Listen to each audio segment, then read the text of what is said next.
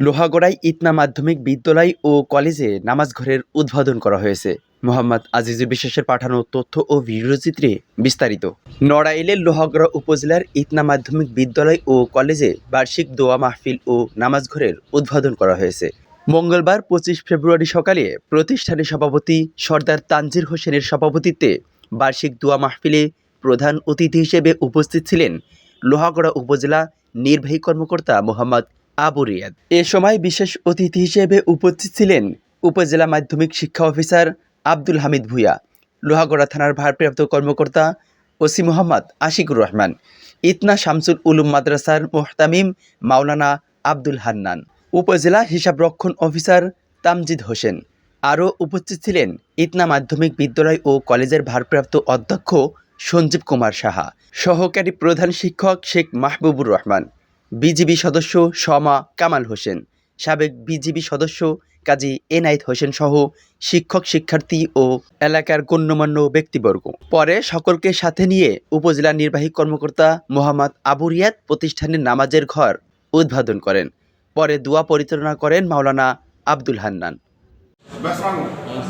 ঐতিহ্যবাহী প্রতিষ্ঠান ইতনা মাধ্যমিক বিদ্যালয় কলেজে আপনি এসেছেন এবং আজকে বার্ষিক যে আমাদের মিলাদ মাহফিল সেখানে আপনি অংশগ্রহণ করেছেন, উপস্থিত ছিলেন এবং এখানে একটা অন্যরকম কনসেপ্ট আমরা দেখতে পেলাম। সেটা হচ্ছে যে বিদ্যালয়ের শিক্ষার্থীদের উদ্দেশ্যে যখন টিফিন টাইমটা হয় তখন কিন্তু জোহরের আজানটা হয় এবং তখন কিন্তু যারা স্টুডেন্ট রয়েছেন তারা কিন্তু অনেকেই চাইছে যে নামাজ পড়বে, কিন্তু দেখা যাচ্ছে যে সেই সুব্যবস্থা না থাকার কারণে অনেকে আসলে নামাজ পড়তে পারবে না। তো বিদ্যালয়ে যে নামাজ ঘরের যে একটা যাত্রা হতে যাচ্ছে, শুভ উদ্বোধন হতে যাচ্ছে, এই ব্যাপারটা আসলে আপনার কাছে কেমন লেগেছে বা এই কনসেপ্ট সম্পর্কে যদি আপনি কিছু বলতেন। আসলে এটা একটা ব্যতিক্রমী ভালো উদ্যোগ। আমরা প্রতিটা বিদ্যালয়ে এটা থাকা উচিত বলে আমি মনে করি। এই যে উদ্যোগটাকে আমি স্বাগত আমাদের যে সমিত সভাপতি ভাই উদ্যোগটাকে, কারণ আমরা প্রত্যেকটা এখানে মুসলমান ধর্ম, আমরা ইসলাম, আমরা ধর্ম মুসলমান। আমরা যখন ছোটোবেলায় আমরা পড়াশুনো করছি দেখা যাচ্ছে এইটা ছিল না, এটা এখন একটা প্রতিটা স্কুলে হওয়া উচিত।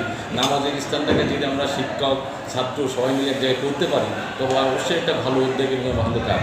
এটাকে আসলে ভালো কাজ, এটা স্বাগত জানাই, এটা সব জায়গায় হওয়া উচিত। এরা দুইজন এক হতে পারে না, এ কথা আল্লাহ কোরআনের ভাষায় বলেছেন, হাল ইয়াস্তাবিল্লাযীনা ইয়ালামুন ওয়াল্লাযীনা লা ইয়ালামুন।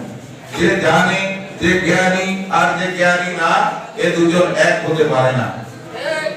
অতএব আমি একটু বলি, যেমন আমরা তো ধর একটা বাচ্চা কিন্তু তার ফ্যামিলি থেকে প্রথম শিক্ষাটা পায়, এরপর পায় তার শিক্ষা প্রতিষ্ঠানে। এর বাইরেও কিন্তু আপনার কিছু বিষয় থাকে, যেমন হচ্ছে ধর্মীয় অনুশাসন। আপনার যদি বাচ্চাদের মধ্যে যদি ধর্মীয় অনুশাসন বিষয়টা না আসে তাহলে তাদের মধ্যে সামাজিক অবক্ষয় দেখা দিবে।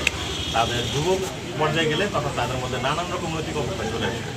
এই ক্ষেত্রে ধর্মীয় অনুশাসনগুলো মেনে চলাটা খুবই জরুরি। এখানে যখন নামাজ ঘরটা করা হবে তখন যখন বাচ্চারা নামাজটা পড়বে তখন তাদের মনের মধ্যে কিন্তু এমনিতে ধর্মের প্রতি একটা ভয় কাজ করবে। পরবর্তী সময় যেটাকে আমরা বলি হচ্ছে যে পরকাল, সেই ব্যাপারে তাদের মধ্যে যে ভয়টা কাজ করবে, এর কারণে তাদের মধ্যে অটোমেটিক্যালি আপনারা দেখবেন যে অপরাধ প্রবণতা কমে যাবে। দায়িত্ব আপনার প্রতি অর্পিত হয়েছে এবং অনেক বড় চ্যালেঞ্জ কিন্তু এখানে রয়ে গেছে। আপনি সামান্য কয়েকদিনের দায়িত্ব নিয়ে কিন্তু অনেকটা উইশ পেয়েছেন এবং এটা কতটা চ্যালেঞ্জ ছিল এবং এই নামাজ ঘরের কনসেপ্টটা। ইমাম হাসান, ই টেলিভিশন।